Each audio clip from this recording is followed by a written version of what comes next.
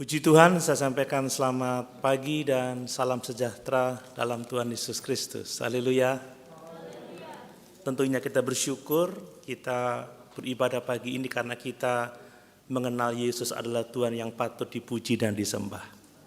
Kita datang karena kita sudah menikmati anugerah-anugerah yang besar, pertama-tama keselamatan jiwa kita, pemeliharaannya yang luar biasa.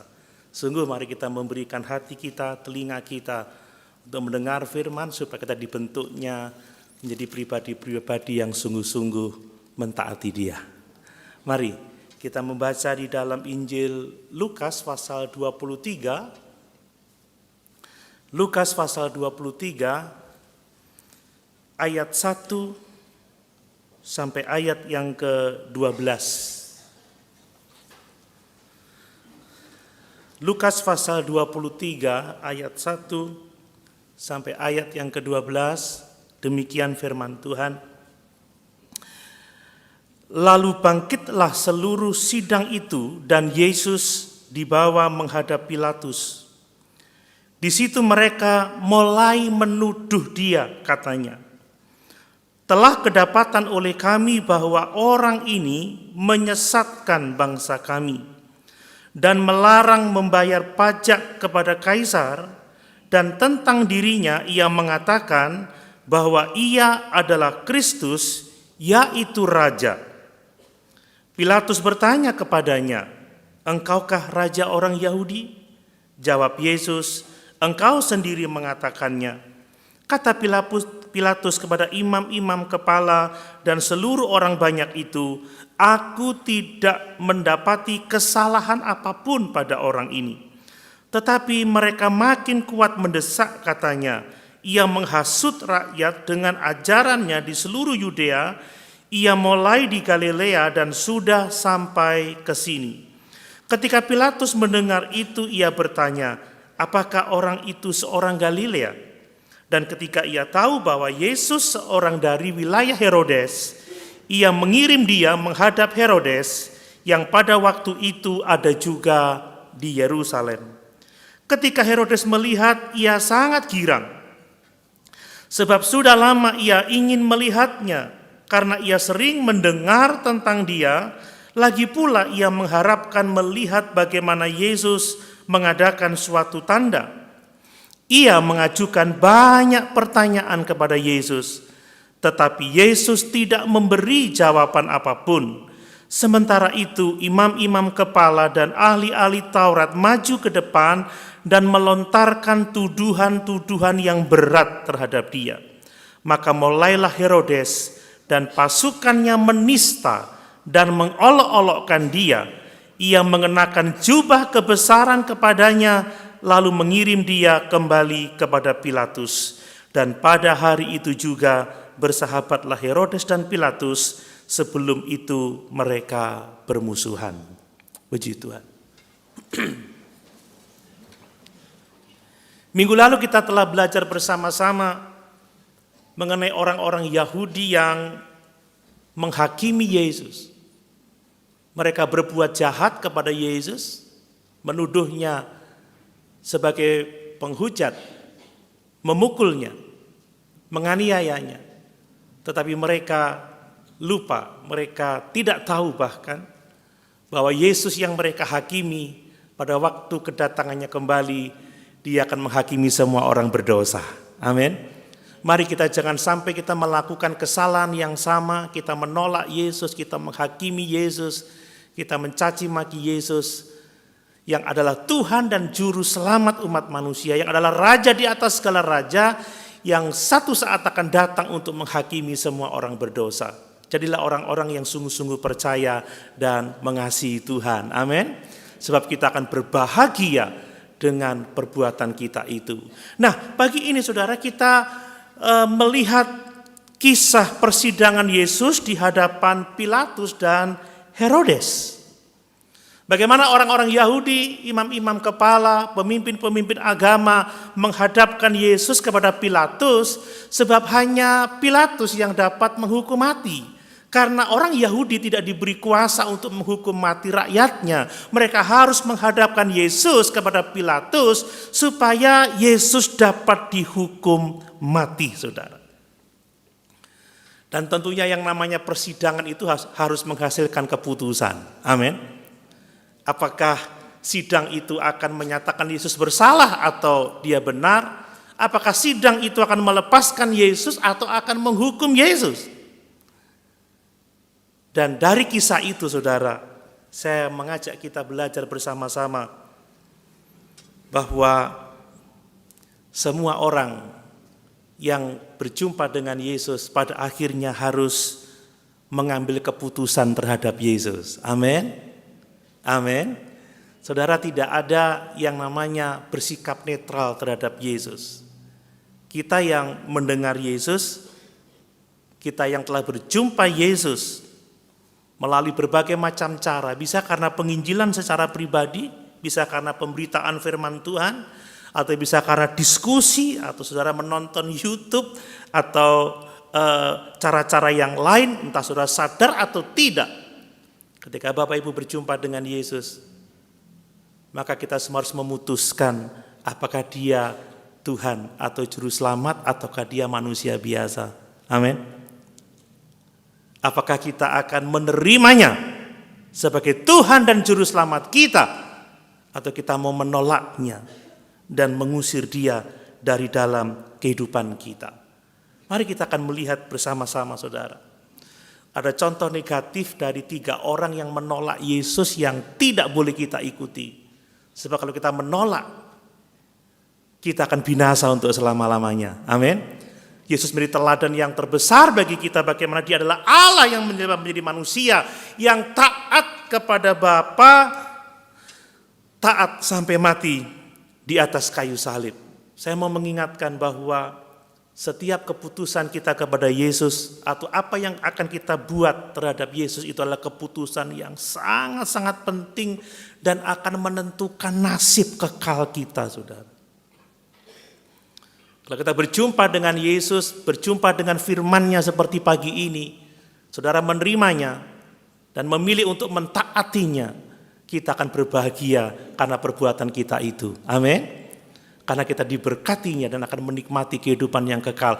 Tetapi kalau kita menolak dia, kita akan menderita karena keputusan kita itu. Sebab kita akan dihukum kekal di neraka. Coba saudara lihat catatan Matius pasal 27 ayat 22. Saudara, ini adalah perkataan Pilatus, Matius pasal 27 ayat 22, yang menegaskan kepada kita bahwa kita harus mengambil keputusan terhadap Yesus. Demikian firman Tuhan. Ya. Kata Pilatus kepada mereka, kepada orang-orang Yahudi, pemimpin-pemimpin agama yang menghadapkan Yesus kepadanya untuk dihakimi, jika begitu, apakah yang harus kuperbuat dengan Yesus yang disebut Kristus? Pertanyaan Pilatus adalah pertanyaan yang sangat penting, dan itu seharusnya menjadi pertanyaan bagi kita semua pada pagi ini. Tatkala kita berjumpa dengan Yesus melalui firman-Nya, melalui penginjilan, atau melalui diskusi, atau melalui hal-hal yang lain, pertanyaannya adalah apa yang Bapak Ibu akan lakukan terhadap Yesus yang adalah Kristus itu.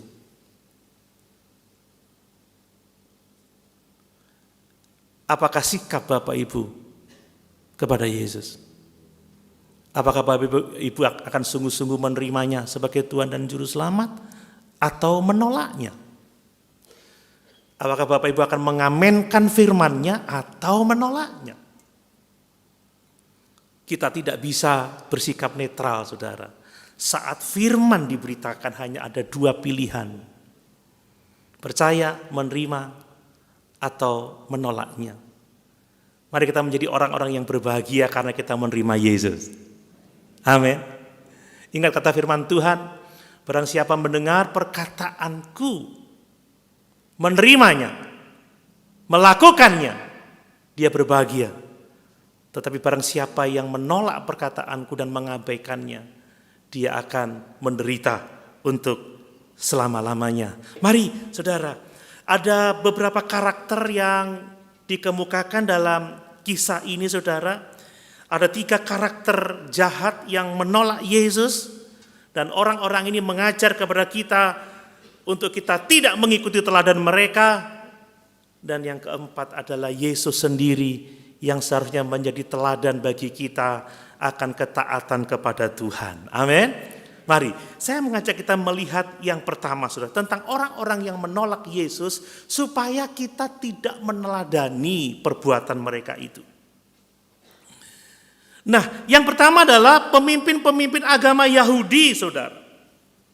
Pemimpin-pemimpin agama Yahudi adalah orang-orang yang menolak Yesus. Dia sengaja menolak Yesus. Bahkan mau menyingkirkan Yesus dari hidup mereka. Mau membunuh Yesus sekalipun mereka tahu bahwa Yesus itu adalah Tuhan bagi mereka. Sekalipun mereka tahu bahwa Yesus itu adalah Mesias. Ini adalah keputusan yang paling buruk yang diambil oleh manusia. Jangan sampai kita mengikuti teladan pemimpin-pemimpin agama Yahudi ini saudara. Jangan sampai kalau kita mengenal Yesus, tahu bahwa Yesus itu adalah Tuhan, tahu bahwa dia adalah juru selamat, tahu bahwa firman-Nya adalah kebenaran, tetapi dengan sadar, dengan sengaja kita menolak Yesus. Saudara jangan berpikir bahwa ayat ini bukan untuk saya. Saudara, sungguhkah kita benar-benar menerima Yesus ataukah ada beberapa waktu saat kita menolak Dia? Saat Bapak Ibu tidak bisa mengaminkan firman Tuhan, Bapak Ibu menolak Yesus. Sekalipun Bapak Ibu tahu itu firman Tuhan. Jangan menolak Yesus, apalagi kalau kita sungguh-sungguh tahu Dia adalah Tuhan dan Juru Selamat. Amin. Jangan menolak firman-Nya, jangan menolak perintah-Nya, kalau kita tahu bahwa itu adalah sungguh-sungguh firman Tuhan. Itu akan sangat-sangat berbahaya, saudara. Saya mau sedikit menguraikan tentang orang-orang ini, saudara. Orang-orang yang mengenal Yesus tetapi memilih untuk menolak Yesus. Saudara, orang-orang Yahudi, ya secara khusus pemimpin-pemimpin agama, mereka itu sebenarnya mengetahui Yesus itu Mesias. Ada begitu banyak bukti yang tidak bisa mereka tolak bahwa Yesus itu adalah Mesias. Mereka telah melihat Yesus, bagaimana Yesus mengajar dengan cara yang belum pernah dilakukan oleh guru-guru mereka. Mereka sampai terkagum-kagum. Orang ini mengajar tidak seperti guru-guru kami. Yesus mengajar dengan kuasa. Yesus mengajar dengan hikmat yang sangat luar biasa. Dialah anak Allah. Dia pasti Mesias. Tidak pernah ada seorang yang seperti dia. Kemudian mereka melihat bagaimana Yesus mengadakan begitu banyak tanda, begitu banyak mukjizat, saudara ya. Kita juga membacanya itu di Alkitab, bagaimana Yesus membangkitkan orang mati, menyembuhkan berbagai macam penyakit. Tetapi mereka tetap saja menolak Yesus. Orang-orang Yahudi ini bahkan ingin menyingkirkan Yesus dari kehidupan mereka. Orang-orang Yahudi bagaimana Yesus itu menggenapkan ada begitu banyak nubuatan dalam perjanjian lama. Mereka tahu persis tentang kelahirannya, tentang hidupnya, tentang pelayanannya. Itu menggenapkan nubuatan-nubuatan perjanjian lama. Tetapi tetap saja orang-orang ini sengaja menolak Yesus. Sekali lagi saudara, ini keputusan yang paling buruk yang pernah dibuat oleh manusia. Jangan sampai kita mengikuti teladan ini. Amin. Bisakah kita berkata ya terhadap Tuhan atas segala sesuatu yang dikehendakinya? Sulit ya. Apakah Bapak Ibu telah melakukan semua kehendaknya atau beberapa kali atau sering kali kita menolaknya, tidak melakukan perintahnya? Kalau kita melakukan itu, saudara, kita akan seperti orang-orang ini. Keputusan yang paling buruk. Nah saudara, Tidak hanya mereka mengambil keputusan yang buruk seperti itu, saudara, tetapi tidak puas dengan itu. Mereka ingin menyingkirkan Yesus. Mereka ingin membuang Yesus dari kehidupan mereka. Perhatikan bagaimana mereka menangkap Yesus dan mengajukan tuduhan-tuduhan yang memberatkan Yesus kepada gubernur pada waktu itu, gubernur Roma, Pilatus, saudara. Kenapa? Karena ingin menyingkirkan Yesus.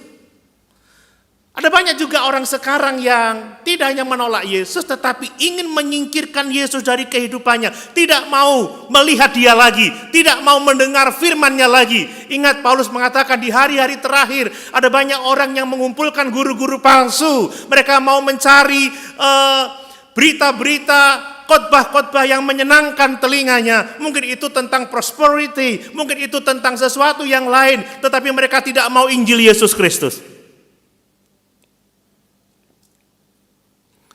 Ada banyak orang yang mengharapkan khotbah-khotbah yang memberi semangat, ya, mengangkat kehidupan kita, derajat kita, bagaimana kita sukses, bagaimana kita berhasil. Tapi ketika bicara tentang kehidupan Yesus, meneladani Yesus, aduh, rasanya kurang semangat gitu.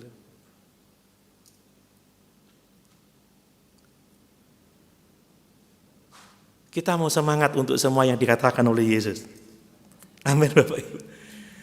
Kita tidak mau membuang firman dari kehidupan kita. Seperti orang-orang beragama ini, saudara. Mereka mengarang tuduhan-tuduhan yang sangat berat bahwa Yesus telah menyesatkan bangsa itu, bahwa Yesus telah dia mengaku bahwa dia adalah raja, dia adalah Tuhan yang akan menjadi masalah bagi orang-orang Roma.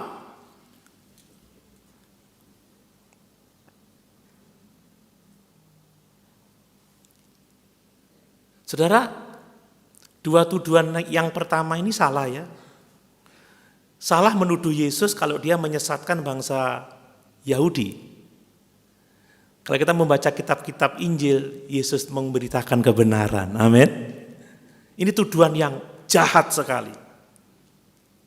Kemudian dia tidak menghasut orang untuk tidak membayar pajak. Ketika Yesus dicobai tentang membayar pajak, dia berkata apa? Bayarlah kepada Allah apa yang menjadi milik Allah, tetapi bayarlah kepada kaisar apa yang menjadi milik kaisar. Dia tidak menghasut untuk berbuat dosa. Tetapi yang ketiga ini benar, saudara, bahwa Yesus itu adalah Raja Mesias, tetapi bukan Raja dunia atau Mesias politik. Amin. Dia raja, tetapi dia tidak membangun kerajaan duniawi. Dia mau membangun kerajaan surga. Makanya dia berkata, kerajaanku bukan dari dunia ini, tetapi kerajaanku adalah kerajaan surga. Saudara, kalau orang sudah membenci Yesus, menolak Yesus, dia suka menuduh Yesus, memutarbalikkan kebenaran. Hati-hati, saudara, ada banyak orang hari-hari ini yang memutarbalikkan kebenaran firman.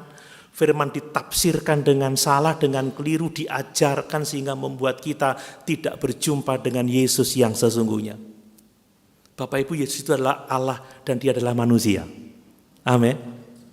Tapi ada orang yang mengajarkan Yesus itu tidak sederajat dengan Bapa. Yesus itu ciptaan. Ngawur, saudara. Nanti satu waktu kita akan belajar bersama-sama tentang kealahan. Saya ingin menjelaskan supaya kita tidak dijebak pada iman-iman yang keliru tentang Yesus oleh orang-orang yang suka menuduh Yesus, memutarbalikkan kebenaran firman Allah. Mari kita suka kebenaran. Amin, saudara. Menerima itu apa adanya. Jangan suka sesuatu yang sifatnya kontroversial, tapi kita tidak pernah benar-benar menguji kebenarannya. Karena ada banyak orang yang menuduh Yesus atau yang bahkan menceritakan Yesus secara keliru, memutarbalikkan kebenaran firman Tuhan. Dan saya ajak kita memperhatikan bahwa yang melakukan itu, yang menolak Yesus, yang menuduh Yesus dengan cara jahat, itu adalah tokoh-tokoh agama, saudara. Apa pelajarannya bagi kita, saudara? Ternyata beragama saja tidak cukup. Amin, Bapak Ibu. Beragama itu tidak cukup. Agama lahiriah yang tidak menyentuh hati, yang tidak mendatangkan pertobatan, itu tidak cukup. Akan banyak membuat orang tetap menolak Yesus, tidak mencintai firman-Nya, memutarbalikkan kebenaran. Makanya jangan sekedar saudara mengejar ritual. Waduh, di sana kebaktiannya luar biasa, ibadahnya hebat, kumpulannya besar. Tapi saudara, untuk kita menjadi orang-orang yang percaya Yesus, yang memuliakan Yesus, tidak cukup hanya sekedar beragama. Saudara, penyesat-penyesat itu pendeta-pendeta besar bukan? Halo? Yang pada akhirnya mengatakan, Yesus itu bukan juru selamat katanya. Jemaatnya ribuan. Dan gereja-gereja yang support adalah jemaat-jemaat besar. Hati-hati dosen teologi kalau salah belajarnya ngawur. Bapak Ibu, saya tidak sedang marah ya, sedang bersemangat ini. Karena saya menyadari ini penting, jangan sampai kita tersesat. Saudara mengagumi cara ibadah, musiknya, tariannya, atau tepuk tangannya, meriahnya, dekorasinya, lampu-lampunya, backgroundnya. Tapi itu tidak cukup membuat kita sungguh-sungguh percaya Yesus dan menerima Yesus. Yang dibutuhkan adalah pertobatan dari dalam hati ini. Saudara, orang-orang di desa yang gerejanya gedek, maaf saya katakan seperti itu, yang semi permanen, yang tidak punya lantai seperti kita, hanya tanah. Saya melihat ada banyak foto teman-teman di daerah-daerah terpencil. Tapi mereka juga mencintai Tuhan. Amin, saudara. Bukan soal itu, saudara. Kalau panggilan saudara tidak benar, pertobatan saudara tidak sungguh-sungguh, bergereja rajin sekalipun, saudara akan seperti orang-orang Yahudi ini. Menolak Yesus, menolak firman-Nya, memutarbalikkan kebenaran, dan akhirnya hidupnya jahat semata-mata. Bersyukur kalau kita boleh mengenal Tuhan. Dan itu yang terpenting, miliki hubungan dengan Dia. Amin, Bapak Ibu. Ya, saya melihat sekarang ini gereja fokus pada ritual, saudara ya. Saya beberapa kali diundang ke kota itu, ke gereja-gereja besar. Saya kaget, saudara ya, stage-nya itu sudah seperti panggung. Song leader-nya kalau udah mimpin ke depan kayak Bu Ebi tadi disorot dengan beberapa lampu. Kayak kemuliaannya luar biasa.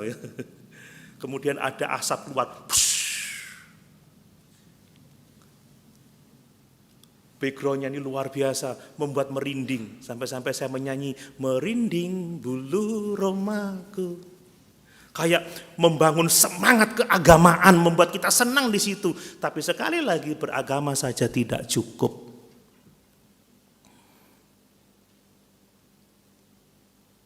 Saudara, saya harus berani mengatakan bahwa di kantong-kantong Kristen, orang-orang yang beragama, yang bergereja, justru di situ ada begitu banyak kejahatan dilakukan orang yang mengaku Kristen. Iya Pak, iya Bapak Ibu. Beragama saja enggak cukup. Jadi mahasiswa sekolah teologi ya tidak cukup. Ternyata ada pencuri di dalamnya, saudara.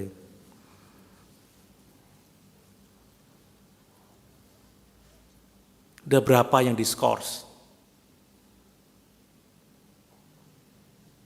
Kita butuh benar-benar pertobatan dari dalam hati. Amin. Nah, orang-orang beragama ini tidak hanya mereka sepakat untuk menghukum Yesus, untuk mengusir Yesus. Lebih lagi mereka bersemangat melakukan itu. Mereka tidak mau menyerah, saudara ya. Ketika Pilatus mengatakan, aku tidak menemukan satupun kesalahan pada orang ini, mereka malah berteriak-teriak, mereka bersemangat, salibkan dia, salibkan dia. Saudara, orang luar pun bisa mengatakan Yesus tidak bersalah, tidak ada yang dilakukan yang menyebabkan dia pantas menghadapi hukuman mati. Tetapi orang-orang beragama ini tetap ngotot bersemangat untuk menyingkirkan Yesus. Kalau orang sudah marah kepada Yesus, nggak ada satu kebenaran pun yang akan dapat mereka terima. Amin, saudara. Ada loh orang-orang yang sudah marah kepada Yesus. Sudah gereja-gerejaan lagi. Masalahnya tidak pada apakah kita beragama Kristen atau tidak, tetapi apakah kita lahir baru atau tidak, itu persoalannya. Hati-hati dengan zaman sekarang, saudara ya. Jangan sampai kita seperti orang-orang beragama ini, saudara. Nah, coba kita pikirkan, kenapa mereka begitu menolak Yesus? Karena Yesus itu ancaman bagi mereka. Mereka tidak mau bertobat. Berulang kali Yesus mengecam orang-orang Farisi. Celakalah kamu, hei orang-orang Farisi. Celakalah kamu. Waduh, mereka diperhadapkan dengan dosa-dosa mereka yang sangat hebat. Yesus menjungkir balikkan meja-meja dagangan mereka di bait suci. Keuntungan mereka hilang, saudara. Intinya mereka iri kepada Yesus. Dan mereka tidak mau kehilangan popularitas mereka, tidak mau kehilangan mata pencaharian mereka, tidak mau kehilangan posisi mereka, saudara. Mereka membenci Yesus karena Yesus mengungkapkan dosa-dosa mereka. Yesus menuntut pertobatan sejati. Orang-orang yang hidup dalam kegelapan, yang tidak mau bertobat, tidak suka mendengarkan firman Tuhan yang seperti ini. Ingat kata Tuhan Yesus, gelap tidak akan bertahan dalam terang. Orang fasik tidak akan bertahan dalam kumpulan orang benar. Bahkan gereja mula-mula yang diurapi dengan Roh Kudus itu, orang-orang yang dari luar tidak berani bergabung. Kenapa? Pasti dengernya pertobatan. Pasti dengernya kelahiran baru, pasti dengernya melayani Yesus. Mana ya khotbah-khotbah utangku bisa dilunaskan dalam waktu sehari. Aku bisa jadi orang yang besar seperti yang aku inginkan. Engkau bisa kemana-mana, traveling, nikmati hidup, be yourself. Di gereja diajak bersama, ayo katakan, aku sehat, aku kuat, aku diberkati. Enggak nemu yang seperti itu. Nemunya malah Pilatus, Herodes, orang-orang.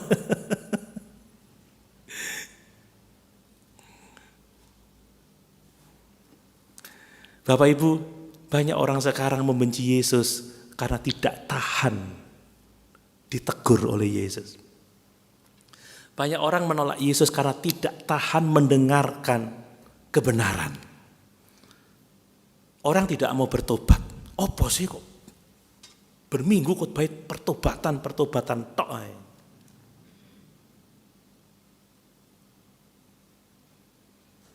Dan orang-orang yang seperti itu tetap tinggal dalam dosa. Saudara, jangan meneladani orang yang seperti ini. Amin. Jangan sampai kita menolak Yesus sekalipun kita tahu bahwa Dia adalah Tuhan dan Juru Selamat. Satu-satunya lagi. Itu keputusan yang paling buruk. Jangan sampai justru kita menuduh Dia, ingin menyingkirkan Dia, semangat menjauhkan Dia dari kehidupan kita. Jadilah orang-orang yang rela dikoreksi, yang rela ditegur, sebab Tuhan melakukan itu untuk kebaikan kita. Tidak cukup sekedar beragama, tidak cukup sekedar bergereja, dibutuhkan pertobatan sejati dan mencintai Yesus dengan sungguh-sungguh. Amin. Itu keputusan terbaik yang akan membuat kita berbahagia karena keputusan kita itu. Kemudian yang kedua, contoh Pilatus, saudara. Pilatus itu orang yang kenal atau tahu bahwa Yesus tidak salah, tetapi karena kepentingannya, karena keselamatannya, dia mengkompromikan integritas dirinya. Bapak Ibu, seorang hakim ketua itu harus memutuskan dengan adil sesuai dengan fakta. Amin. Kalau benar ya benar. Kalau salah ya salah. Bahkan Pilatus dicatat di ayat-ayat berikutnya, saudara, bahwa 3 kali Pilatus mengatakan, aku tidak menemui satu kesalahan pun pada orang ini. Tidak ada perbuatan yang dilakukannya yang membuat dia pantas dihukum mati. Tidak ada alasan untuk membuat aku bisa menghukum dia. Tetapi karena desakan orang Yahudi, karena dia tidak mau menanggung pemberontakan dari orang-orang Yahudi, maka Pilatus mengatakan, terserah kamu, dia mencuci tangan, sekalipun tindakan mencuci tangan tidak akan melepaskan dia dari konsekuensinya.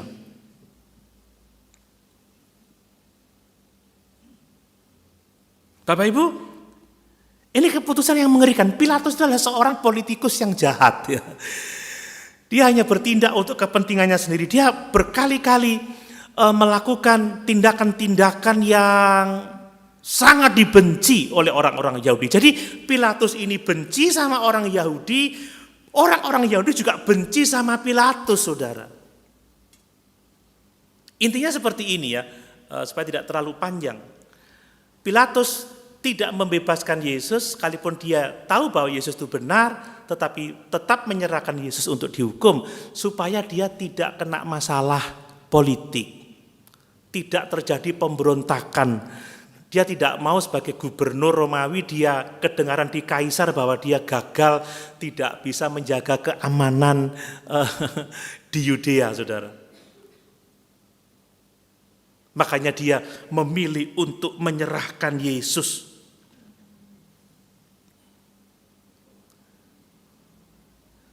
Ini keputusan yang sangat-sangat menyedihkan. Pada saat dia pada saat dia menyelidiki Yesus, dia tahu persis dia tidak bersalah. Tetapi dia mengkompromikan integritas, saudara.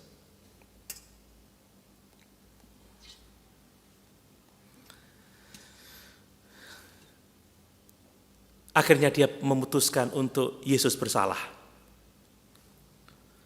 Banyak juga orang-orang sekarang yang melakukan kesalahan yang fatal, kesalahan yang sama seperti yang dilakukan oleh Pilatus saat dia berjumpa dengan Yesus.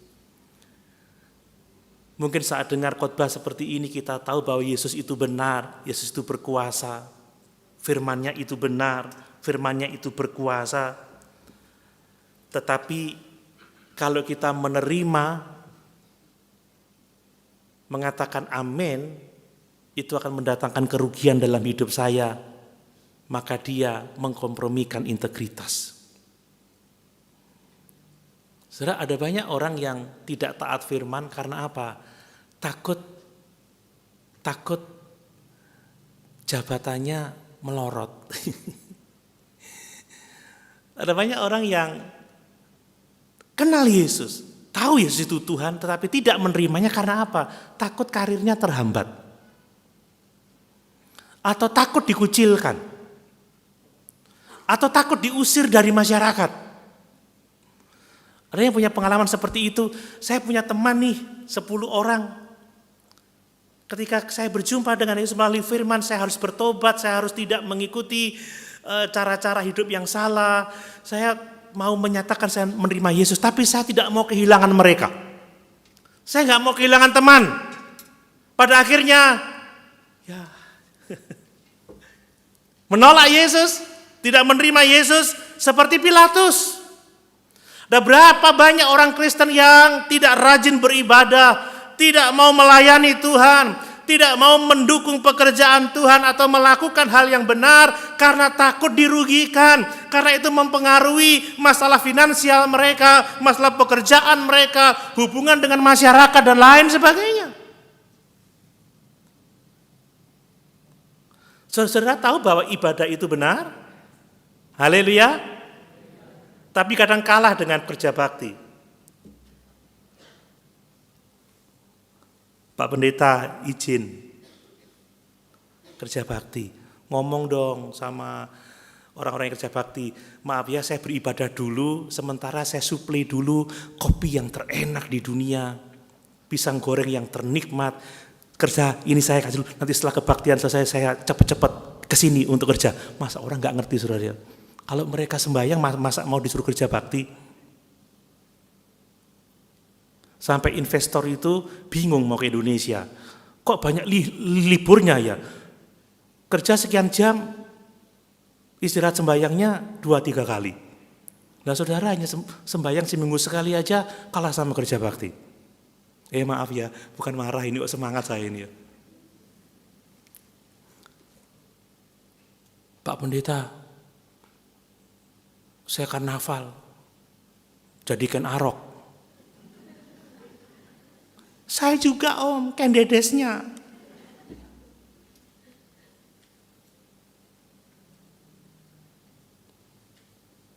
Pak Pendeta, aku udah bisa bangun pagi. Kenapa?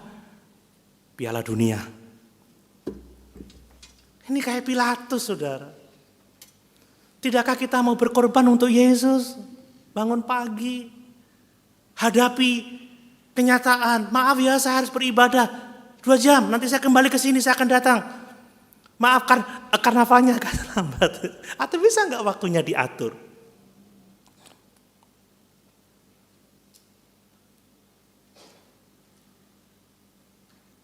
Jangan kita mengambil keputusan yang keliru tentang Yesus. Sebab itu mempengaruhi nasib kekal kita. Amin. Waduh, bulan Agustus ini tantangan terbesar bagi jemaat saudara ya. Yang gerak jalan, yang karnaval. Ini kita lagi nunggu-nunggu karnaval umum. Nah kalau umum jangan-jangan sebagian besar ikut ini. Nah kalau minggu, kebaktian enggak? Aduh, maaf saya menghadapkan saudara kepada pilihan sulit. Maaf. Tapi ini kan contoh Pilatus ya. Berapa banyak orang yang memilih tinggal di rumah jam 6 sampai jam 9 saja daripada beribadah menyembah Tuhan, padahal dia tahu ibadah itu mendatangkan keuntungan yang besar. Ibadah itu bermanfaat tidak hanya untuk hidup sekarang tetapi untuk kekekalan.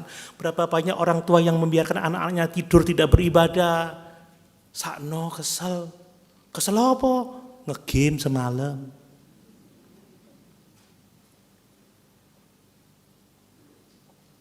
Kita menghabiskan berjam-jam untuk menonton YouTube, TikTok yang gak ada gunanya. Tapi kita menyingkirkan Yesus, mengetahui kebenaran tetapi tidak melakukannya. Itu bahaya. Yang ketiga Herodes, saudara. Siapa Herodes ini? Saya mau sampaikan singkat saja ya. Tadi yang tentang orang Yahudi itu penting karena itu tidak cukup beragama untuk kita bisa mentaati Yesus. Herodes itu adalah orang yang begitu tertarik dengan perkara-perkara rohani, begitu tertarik diskusi-diskusi teologis, begitu tertarik kepada Yohanes Pembaptis, tertarik kepada Yesus, ingin melihat Yesus. Tetapi orang ini tidak mau bertobat, saudara. Nah ini ada yang seperti ini juga. Suka diskusi teologi, suka belajar, suka bertanya tentang kebenaran. Suka ngobrol, suka diskusi. Kalau ada diskusi, pertanyaannya banyak. Tetapi orang ini sebenarnya tidak sungguh-sungguh ingin bertobat. Ini Herodes, saudara. Herodes ini adalah Herodes Antipas, saudara. Dia memerintah cukup lama dari tahun 4 sebelum Masehi sampai tahun 39 Masehi. Dia adalah Herodes Antipas, anak Herodes Agung yang ditegur oleh Yohanes Pembaptis karena apa? Karena dia menceraikan istrinya dan menikahi istri saudaranya. Herodes ini sangat membenci Yohanes, saudara. Dan karena itu dia memenjarakan Yohanes. Tapi di satu sisi dia juga takut sama Yohanes karena dia tahu Yohanes itu adalah orang benar yang memberitakan kebenaran. Pada satu waktu dia mengadakan perjamuan malam, ketika dia mabuk melihat tarian anaknya Herodias, dia menjadi takabur. Dia begini, jahat sekali ini. Separuh dari kerajaanku akan kuberikan kepadamu kalau engkau memintanya. Tetapi anak Herodias ini sungguh anak yang jahat. Dia minta kepala Yohanes Pembaptis dan itu diberikan oleh Yohanes Pembaptis. Karena apa? Dia tidak mau bertobat. Sesungguhnya dia tahu Yohanes itu orang benar. Dan demikian juga yang dilakukannya terhadap Yesus. Herodes Antipas ini, saudara, banyak mendengar tentang Yesus. Dia sudah lama tertarik untuk berjumpa dengan Yesus, untuk berkata-kata, bercakap-cakap dengan Yesus. Herodes Antipas ini ingin melihat tanda-tanda yang dibuat oleh Yesus, tetapi sekali lagi kita melihat di sana bahwa dia ingin bercakap-cakap dengan Yesus, ingin berdebat mungkin secara teologis dengan Yesus, ingin melihat dia mengadakan mujizat, tetapi sesungguhnya motivasinya tidak untuk pertobatan. Dia excited ketika Pilatus mengirimkan Yesus kepada dia. Dulunya berseteru tapi akhirnya bersahabat karena ya masalah politik biasalah. Seringkali masalah yuridiksi, saudara ya. Dan apa yang terjadi? Dia mendatangi Yesus, dia bersemangat, dia menanyakan begitu banyak hal kepada Yesus. Tetapi karena Yesus tahu bahwa Antipas bertanya bukan untuk mengerti dan bertobat, Yesus diam 1000 bahasa.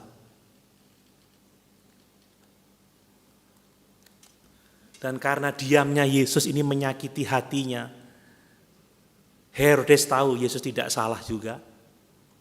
Tapi dia memilih untuk menista Yesus, mengolok-olok Yesus, memperlakukan dengan buruk, menghina dia dengan memberikan jubah seorang raja dan mengembalikan kepada Pilatus. Bapak Ibu, Herodes ini tidak pernah mau bertobat. Dia memenggal kepala Yohanes yang menegur dia. Herodes ini mendengar Yesus, tetapi sesungguhnya Yesus tahu dia tidak mau bertobat. Ingat, Yesus tidak akan bicara pada orang-orang yang tidak sungguh-sungguh mencari kebenaran dan untuk hidup di dalamnya. Amin. Firman itu tertutup bagi orang-orang yang tidak sungguh-sungguh mau percaya dan bertobat. Jangan sampai kita seperti Herodes, saudara. Ya memang baik ya. Ada orang baca buku teologi, ya bergereja rajin, kemudian suka berdiskusi, tetapi hanya untuk pengetahuan intelektual saja. Tapi enggak menghasilkan pertobatan yang sejati, saudara. Ya, jangan sampai kita menjadi orang-orang yang seperti itu. Kita mencoba-coba masalah teologi, kita beribadah tetapi tidak sungguh-sungguh mau mengikuti kebenaran firman Tuhan. Ada orang yang ke gereja memang ia datang kebaktian, tapi enggak sungguh-sungguh rindu kebenaran, enggak sungguh-sungguh terbuka terhadap Yesus, dan enggak sungguh-sungguh mau melakukan firman Yesus. Untuk mencari kesenangannya sendiri, bukan untuk mencari kesenangan Yesus. Dan ini menjadi penyakit zaman sekarang ini, saudara. Gereja juga melayani orang-orang yang seperti itu ya, mendesain ibadahnya, mendekor ruangannya untuk memenuhi kebutuhan orang-orang yang coba-coba, yang ingin melihat bagaimana sih jadi Kristen itu, tetapi tidak sungguh-sungguh mau berjumpa Yesus, tidak sungguh-sungguh mau bertobat ataupun meninggalkan dosa-dosanya. Hal yang seperti ini akan mendatangkan penghukuman yang sangat mengerikan. Yang terakhir, saudara, mari kita melihat kepada Yesus. Yesus yang ketiga karakter ini tolak, tetapi Yesus yang adalah Tuhan yang seharusnya kita percaya dan bertobat kepadanya. Amin. Dia adalah firman yang menjadi manusia, dia adalah Mesias. Yesus tidak menolak dikatakan Mesias. Engkaukah raja itu? Kamu sendiri mengatakannya. Saya sudah jelaskan minggu yang lalu kenapa dia menjawab seperti itu. Dia adalah firman yang menjadi manusia. Dia adalah pribadi kedua dari kealahan yang Tritunggal itu. Yesus tidak bersalah atas kesalahan apapun juga. Tetapi Yesus karena ketaatannya kepada Bapa, dia mengesampingkan hak-haknya, otoritasnya. Bisa saja saudara Yesus ini mengucapkan sepatah kata dan mati semua pemimpin-pemimpin agama itu. Dia Allah yang berkuasa. Amin. Dan ketika dia di hadapan Pilatus, coba kita lihat Yohanes 19 ayat 11. Yohanes 19 ayat 11. Yohanes pasal 19 ayat 11. Yesus menjawab, Engkau tidak mempunyai kuasa apapun terhadap aku jikalau kuasa itu tidak diberikan kepadamu dari atas. Amin, saudara. Dia tidak bersalah atas kesalahan apapun juga yang pantas dihukum mati, tetapi dia menyerahkan otoritasnya, hak-haknya untuk melawan. Dia memilih taat kepada Bapaknya.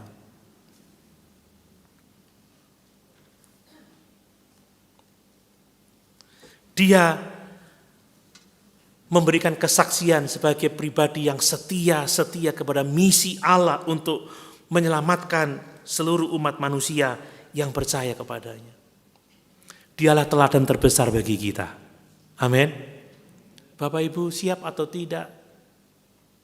Seperti saat ini Bapak Ibu mendengarkan firman Tuhan, Bapak Ibu berjumpa dengan Yesus. Bapak Ibu harus menentukan apa yang akan Bapak Ibu perbuat terhadap Yesus. Jangan menolak Dia kalau kita mengenal Dia sebagai kebenaran. Amin. Jangan karena kepentingan diri sendiri kita mengkompromikan kebenaran. Dan jangan hanya mencoba-coba hal-hal rohani, tetapi kita tidak mau sungguh-sungguh bertobat kepada Yesus. Pagi ini mari kita belajar seperti Yesus, yang walaupun dalam rupa Allah tidak memandang kesetaraannya dengan Allah sebagai milik yang harus dipertahankan, tetapi dia telah mengosongkan dirinya, merendahkan dirinya, taat sampai mati di atas kayu salib. Sehingga olehnya semua lutut bertelut, semua lidah mengaku bahwa Yesus adalah Tuhan, dan bahwa semua orang akan tunduk, hormat, menyembah Dia, Raja di atas segala raja. Amin. Sama-sama kita berdiri.